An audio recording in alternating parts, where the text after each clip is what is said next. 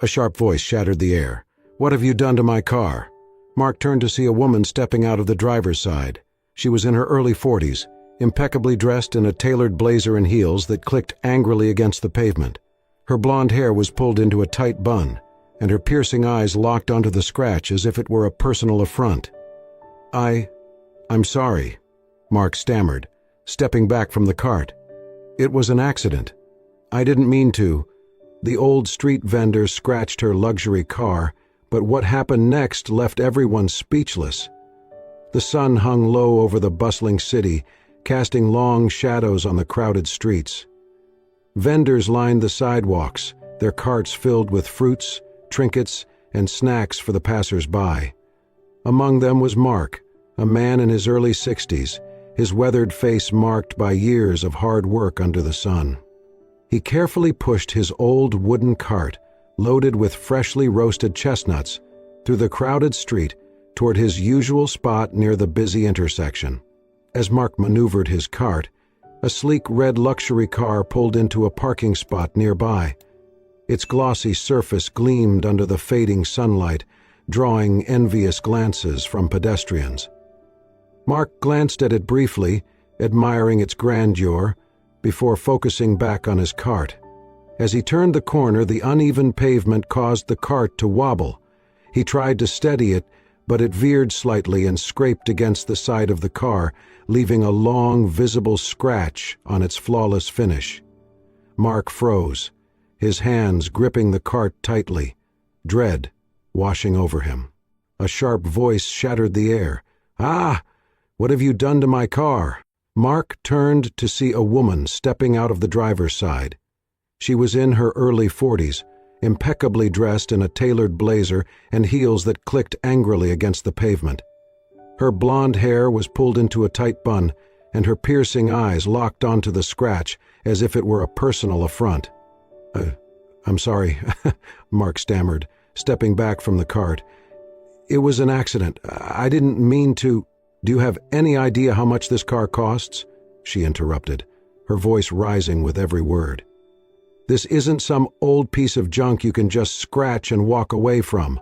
Mark took a deep breath, trying to keep his composure. "I truly apologize, ma'am. I'll take responsibility for it.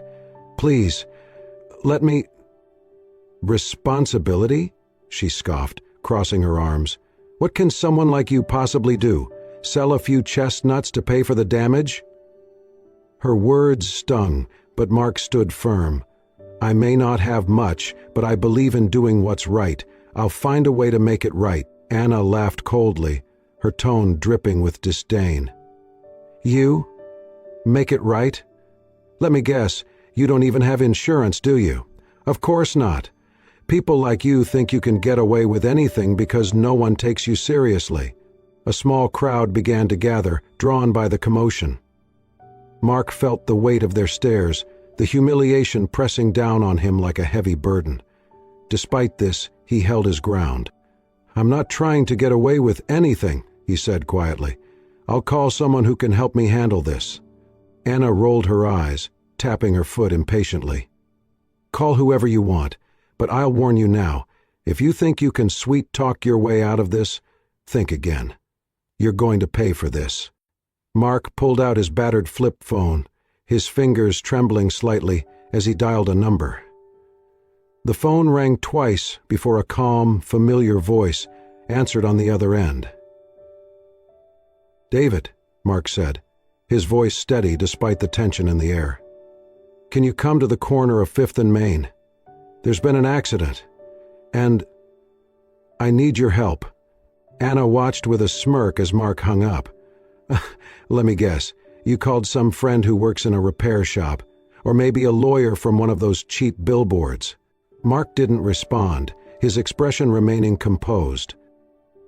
Minutes later, a black sedan pulled up, and a tall, sharply dressed man stepped out.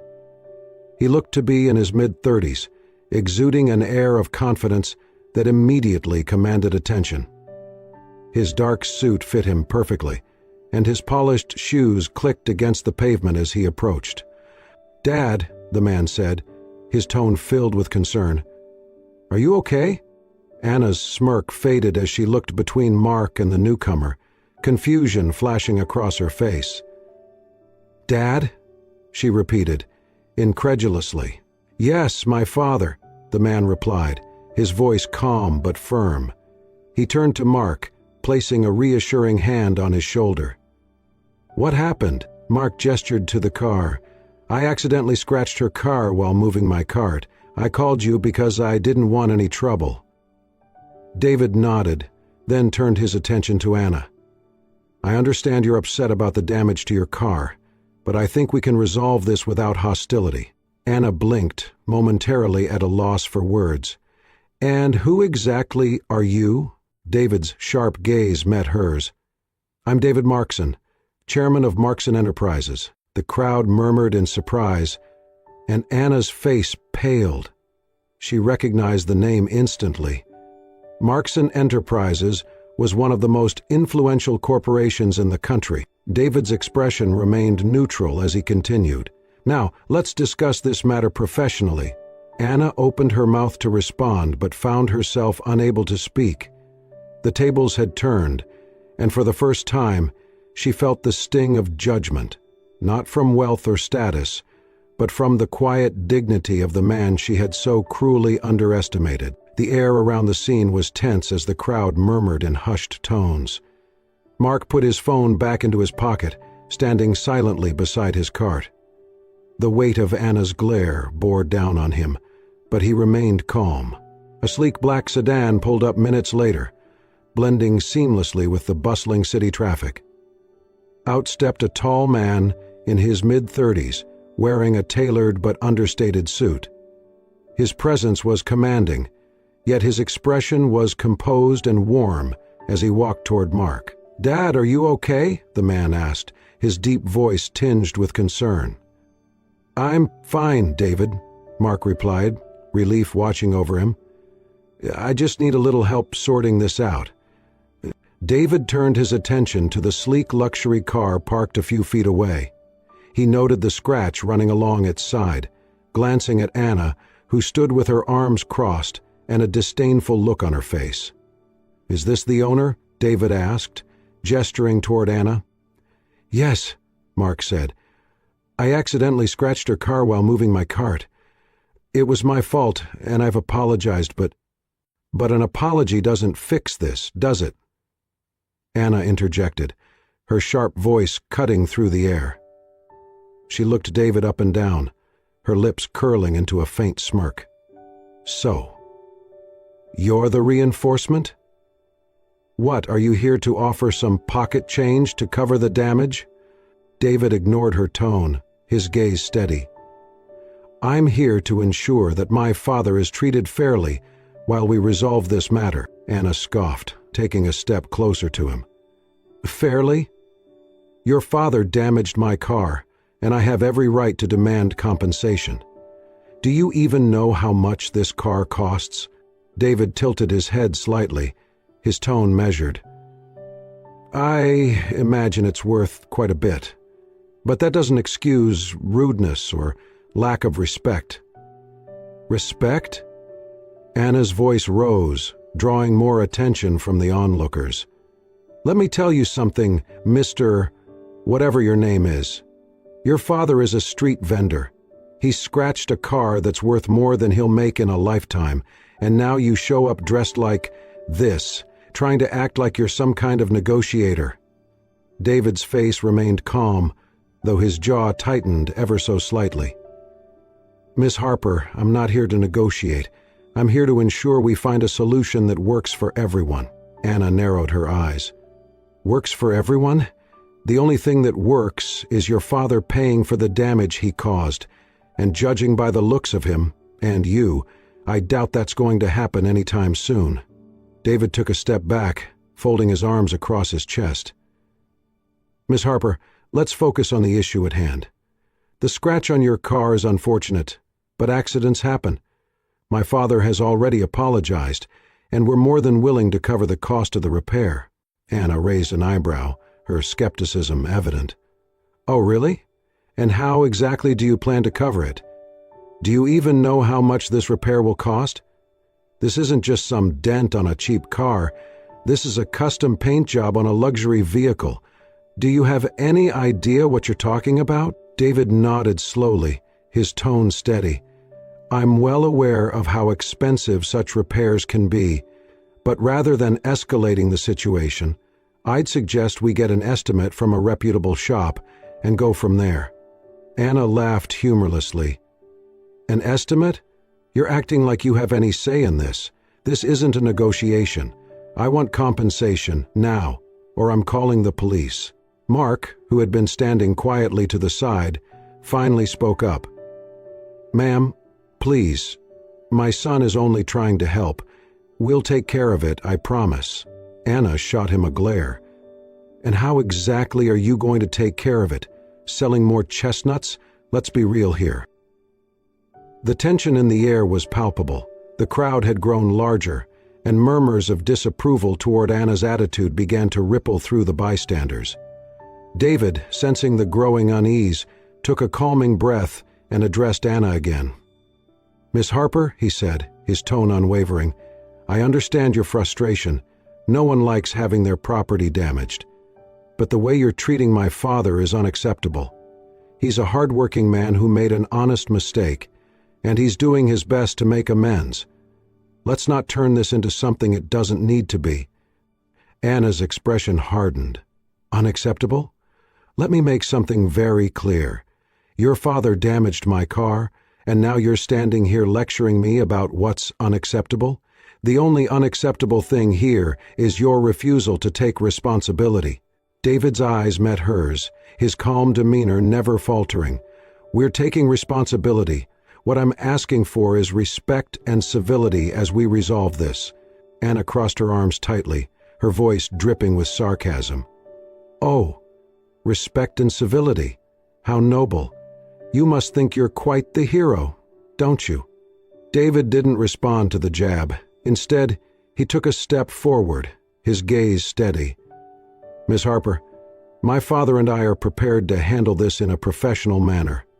If you'd prefer, we can take this to a more formal setting, perhaps at my office."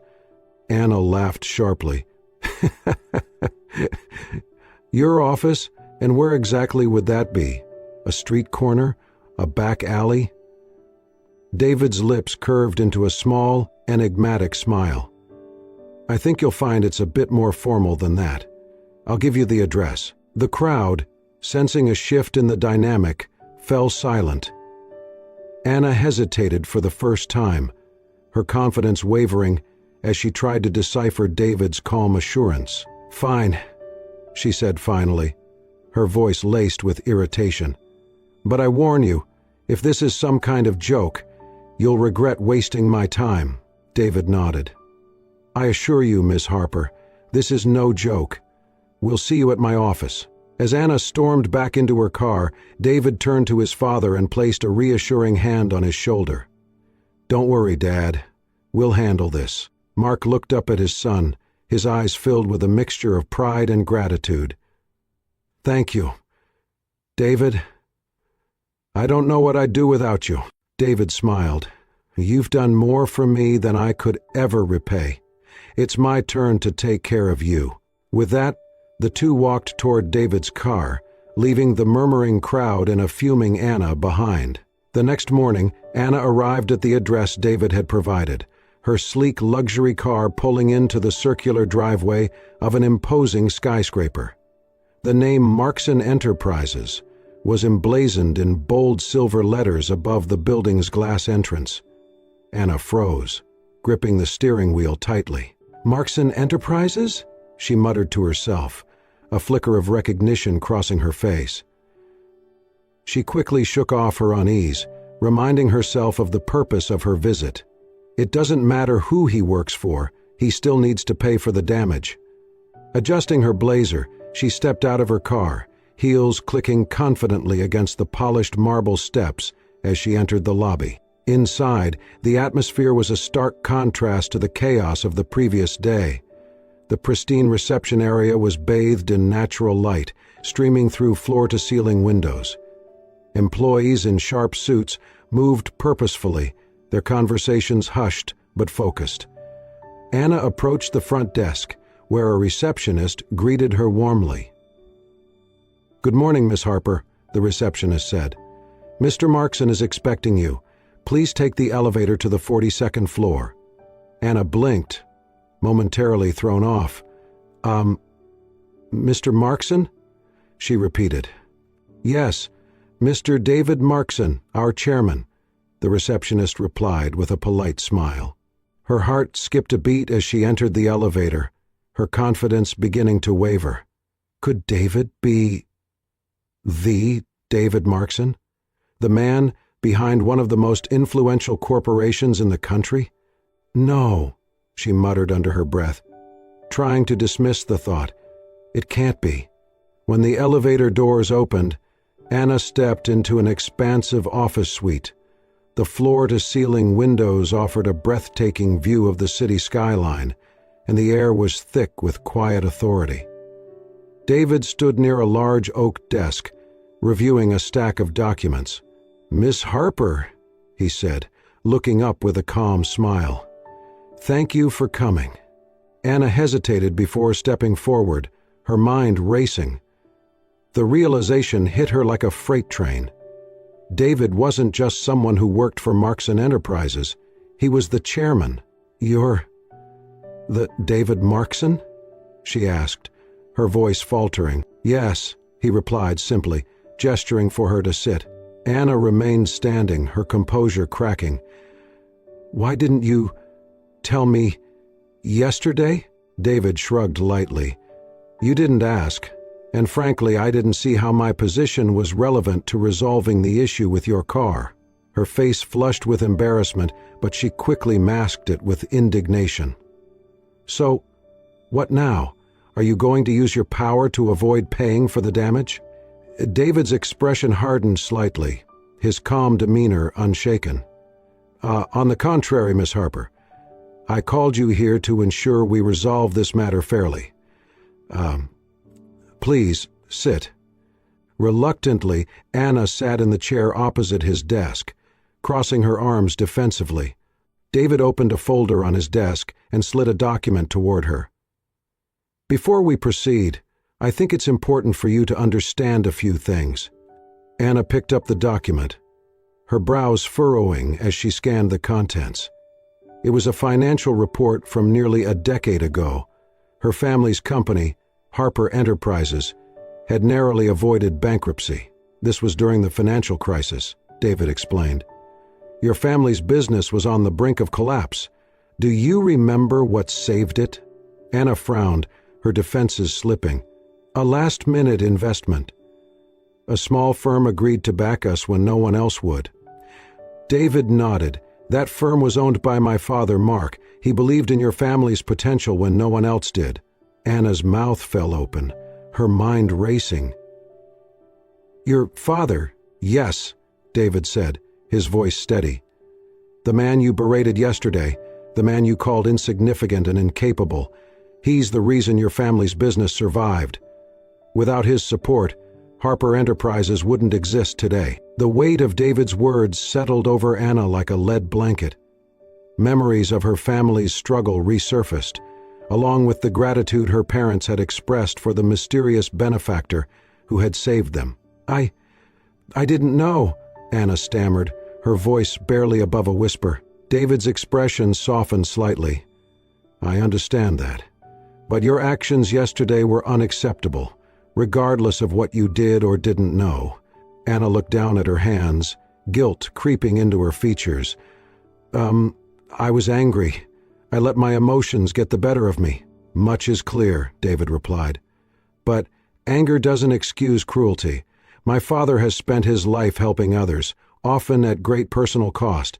He didn't deserve the way you treated him. Anna's head shot up, her defenses returning in a flash. I didn't ask for this lecture. Are you trying to humiliate me? David leaned forward slightly, his voice firm but measured. I'm not trying to humiliate you, Miss Harper. I'm trying to teach you a lesson about respect, one that my father taught me years ago. No amount of wealth or success gives anyone the right to belittle others. Anna's pride and guilt waged a silent war within her. She wanted to lash out, to shift the blame, but she knew deep down that David was right. Her actions had been petty and cruel, a stark contrast to the values her family had always tried to uphold. "I didn't realize," she began, her voice trailing off. David nodded. "Now you do. And the question is, what will you do with that understanding?" For the first time in years, Anna felt truly humbled. She glanced at the financial report on the desk, then back at David. "I owe your father an apology," she said quietly. "Yes, you do," David replied. "And not just to him. You owe it to yourself to reflect on why you acted the way you did and how you can prevent it from happening again." Anna stood, her hands trembling slightly. "May I speak to him?" David nodded, a faint smile crossing his lips. "He's expecting you. Let's go." As they left the office together, Anna felt a mix of shame and determination. She didn't know what the conversation with Mark would bring, but for the first time in years, she felt the stirrings of change within herself. As David and Anna walked through the halls of Marks & Enterprises, the weight of their earlier conversation lingered in the air. They entered a quiet meeting room, where David gestured for Anna to sit. He poured a glass of water for her before sitting across the table, his demeanor calm but purposeful. "Before you meet my father," David began, his tone thoughtful, "there's something I need you to understand." Anna looked at him warily. "What now? Haven't you made your point already?" David smiled faintly, though his eyes remained serious. "I think you need to know who you insulted yesterday. Not just the man who saved your family's business, but the person behind that kindness. My father wasn't always the man you see today," David started, leaning back in his chair. "He grew up in poverty, working odd jobs from the time he was a boy just to help his family survive. They lived in a small town with little opportunity, and every cent he earned went to keep food on the table." Anna's expression softened, curiosity flickering in her eyes despite her defenses. "When I was born, my father was working 12-hour days as a mechanic. He wanted something better for me, but the only way to afford it was through relentless hard work. He'd come home exhausted, his hands covered in grease, yet he always made time for me. He taught me the value of honesty, kindness, and perseverance, values he lived by every single day." David paused, his voice growing steadier as he continued. "When I was old enough to understand, I asked him why he worked so hard for other people, even when it seemed like they didn't appreciate it. He said, 'Because the world doesn't change if we only think of ourselves.'" Anna looked down, her fingers tracing the edge of the table. "Saved everything he could to start a small business," David said.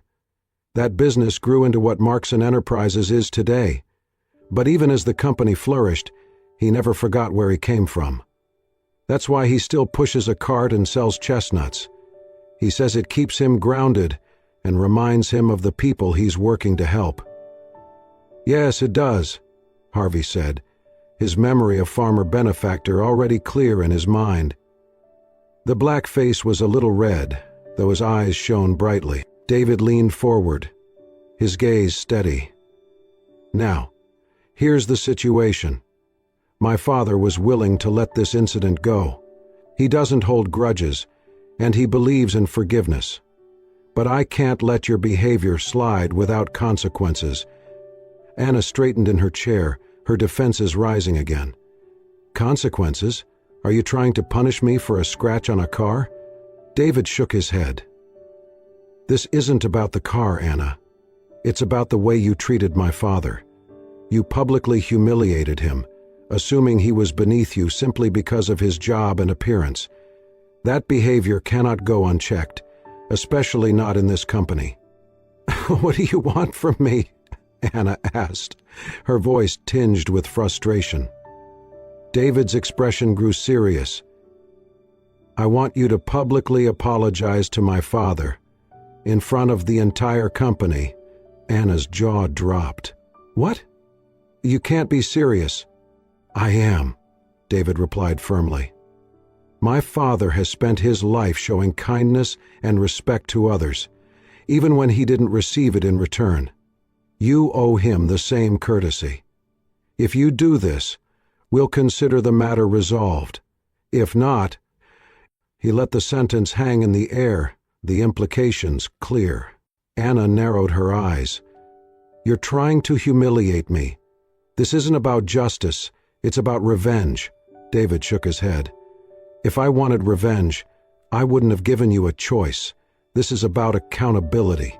You have an opportunity to take responsibility for your actions and show that you're willing to learn from them. Anna's mind raced as she grappled with David's demand. The thought of standing before a room full of people and admitting her wrongdoing was mortifying.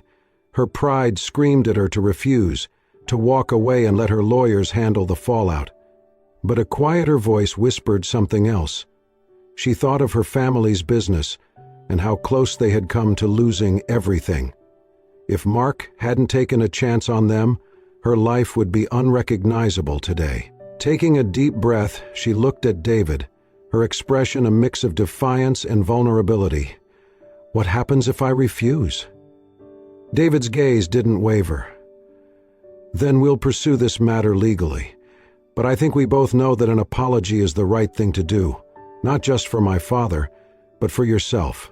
After a long pause, Anna exhaled sharply, her shoulders slumping slightly. Fine, she said, her voice quiet but resolute. I'll do it. David nodded, a glimmer of approval in his eyes. Good.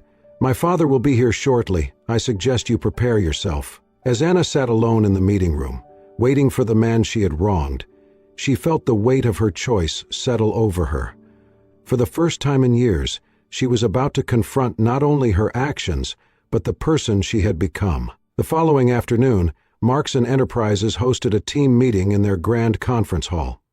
The space buzzed with anticipation as employees whispered amongst themselves about the unusual agenda. Anna Harper stood near the back of the room, her confidence replaced by visible unease. She sat with both hands on the arm of the chair waiting for her turn. She was prepared for it, though. David approached her with a calm demeanor, his voice steady. Are you ready? Anna hesitated, clutching her handbag tightly. Do I really have to do this in front of everyone? Yes, David replied. Accountability requires courage. You can do this. Anna swallowed hard, then nodded. David stepped to the front of the room and addressed the assembled staff. Good afternoon, everyone. Thank you for gathering on such short notice. I want to take a moment to talk about the values we hold dear at Marks and Enterprises: integrity, humility, and respect for all people, no matter their background or position in life. The room fell silent, the employees hanging on to his every word. Recently, an incident occurred involving my father, Mark, David continued, his tone serious. It highlighted a lesson I believe is crucial, not only for our company but for how we interact with the world. To help share this lesson, I'd like to invite Miss Harper to speak. All eyes turned to Anna, who hesitated before stepping forward. Her face was pale, but her voice carried a quiet resolve as she spoke into the microphone. Good afternoon, she began, her voice slightly shaky. I want to start by saying that I'm here to admit to a mistake that has taught me an important lesson about respect and humility. She paused, taking a deep breath before continuing. Yesterday, I met Mark under unfortunate circumstances. In my frustration over a minor accident, I lashed out at him without thinking, assuming the worst, simply because of his appearance and job. The room was still, the employees exchanging glances as Anna's words sank in. My behavior was unacceptable, she said, her voice steadier now. I disrespected a man who has shown more kindness and integrity in his life than I've ever witnessed, and for that, I am deeply sorry. She turned toward Mark, who sat quietly near the front of the room, his expression unreadable. Mr. Mark, I owe you an apology, not just for my words, but for the arrogance and prejudice that fueled them. I hope you can forgive me." The room remained silent as all eyes shifted to Mark. Slowly, he stood, his weathered face calm yet warm. He walked to the front of the room, the weight of the moment visible in his deliberate movements. "Miss Harper," he began, his voice gentle, "I accept your apology." Anna's shoulders sagged in relief, but Mark wasn't finished. "Life has taught me many things," he continued, his gaze sweeping over the room. "One of the most important lessons is that respect is not something we give based on wealth, status, or appearance. True respect comes from recognizing the dignity and worth of every individual, regardless of where they come from or what they do." He turned to Anna, his eyes kind. "You made a mistake, but you also took responsibility for it. That takes courage, and it shows that you're willing to learn. That's all anyone can ask of another person." Anna's eyes glistened with unshed tears, and she nodded silently. The employees, many of whom had been skeptical of Anna, were visibly moved by the exchange. A few began clapping, and soon the room erupted into applause. David joined his father at the front, placing a hand on his shoulder. "This is what leadership looks like," he said, his voice carrying over the applause. "Not just in business, but in life. My father's strength has always been his ability to forgive and inspire others to be better." Mark smiled modestly, waving off the praise. "I'm just an old man who believes in giving people a second chance." After the meeting, employees approached Mark and Anna, offering kind words and expressions of support. Anna lingered near the back of the room, her heart lighter than it had been in years. David found her there, his expression soft. "You handled that well." Anna looked at him, a faint smile on her lips. "I don't know if I deserved his forgiveness, but I'm grateful for it." David nodded. "My father has always believed that forgiveness is more for the giver than the receiver. It's his way of bringing peace to the world, one person at a time." Anna looked toward Mark, who was chatting with a group of employees, his laughter filling the room. For the first time in years, she felt the stirrings of true respect, not just for him, but for the values he represented. As the meeting concluded, Anna approached Mark once more. "Mr. Mark, if there's ever anything I can do to repay your kindness, please let me know." Mark smiled warmly. "You've already done it by opening your heart to a new perspective. Just remember this moment and treat others with the same respect you hope to receive. That's all I ask." Anna nodded, her resolve strengthened. She left the building that day with a newfound sense of purpose, determined to carry the lessons she had learned into every aspect of her life. Weeks passed, and the impact of that pivotal day rippled through everyone involved. Hannah, once known for her sharp tongue and haughty demeanor, began to undergo a transformation. She started reflecting on the lessons Mark and David had imparted, and realized how hollow her previous values had been. Anna redirected her energy into meaningful endeavors. Inspired by the story of Mark's sacrifices and kindness, she reached out to David to propose contributing to the charitable projects spearheaded by Markson Enterprises. David, recognizing her sincerity, welcomed her into the initiatives. Together they worked to expand programs aimed at helping underprivileged families and small businesses. Anna's efforts were more than just financial contributions. She volunteered her time, visiting communities in need and mentoring young entrepreneurs.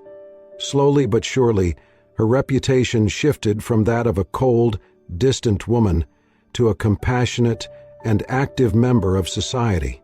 At Markson Enterprises, David found renewed purpose in his work. The experience with Anna reminded him of the principles his father had instilled in him. Success meant little if it didn't positively impact the lives of others. Under David's leadership, the company adopted new policies to promote sustainability and social responsibility. Partnerships with small vendors were prioritized, and more programs were launched to support employees and their families. Mark's story became a cornerstone of the company's culture, inspiring countless workers to strive for integrity and kindness in their daily lives. David often sought his father's counsel, their bond growing stronger with each passing day. Mark, though content to stay out of the spotlight, was proud to see the values he had cherished now shaping the direction of a major corporation. One day, Anna approached Mark during a meeting about an upcoming charity project. She hesitated for a moment before speaking. "Mr. Mark," she began, her tone filled with sincerity, "I've been thinking a lot about what you said, that respect isn't about wealth or status. I didn't understand it before, but now I do. You've given me more than forgiveness. You've given me a second chance to be better." Mark smiled warmly. "That's all I ever wanted, Anna. And from what I've seen, you've used that chance well." Her eyes softened, gratitude evident in her expression. "I owe you and David so much. If there's ever anything I can do for you..." Mark chuckled. "You've already done it by passing kindness forward. Just keep doing that." Months later, the three stood together in front of a newly opened community center, one of Marks & Enterprises' latest charitable projects. The building was bustling with activity, its walls adorned with photos of local families and individuals whose lives had been changed by the initiative. Mark, dressed in his usual simple attire, looked around with pride. "This is what it's all about," he said, "giving people the tools to build a better future for themselves." David nodded. "And it's just the beginning. There's so much more we can do." Anna stood beside them, her smile radiant. "You've both shown me what it means to truly make a difference. I'm honored to be a part of this."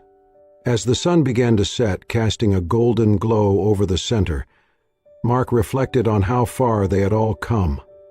The incident that had started as a moment of conflict had blossomed into something far greater, a shared mission to spread kindness and respect.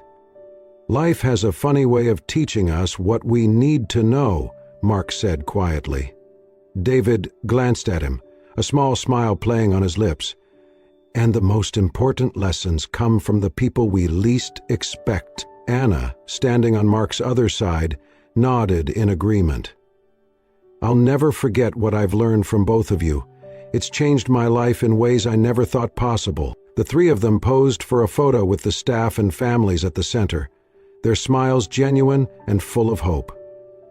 The camera captured the moment, a symbol of redemption, unity, and the enduring power of kindness. As they walked away from the center, Mark, David, and Anna felt the quiet satisfaction of knowing they were part of something meaningful. The future stretched before them, filled with opportunities to continue spreading the values that had brought them together. And though their paths had started in vastly different places, they now walked side by side, united by the belief that even the smallest actions of kindness and forgiveness could create ripples of change in the world. Thank you for watching this touching story about respect, kindness, and the power of second chances. Mark, David, and Anna's journey reminds us that true value lies not in wealth or status, but in how we treat one another. It's a powerful lesson that even small acts of kindness can inspire lasting change. If this story moved you, please give it a thumbs up, share it with your friends, and let us know in the comments what part of their journey inspired you the most. Don't forget to hit that subscribe button and turn on notifications so you never miss more stories that touch the heart and remind us of the beauty of humanity. Thank you for your support, and we'll see you in the next video.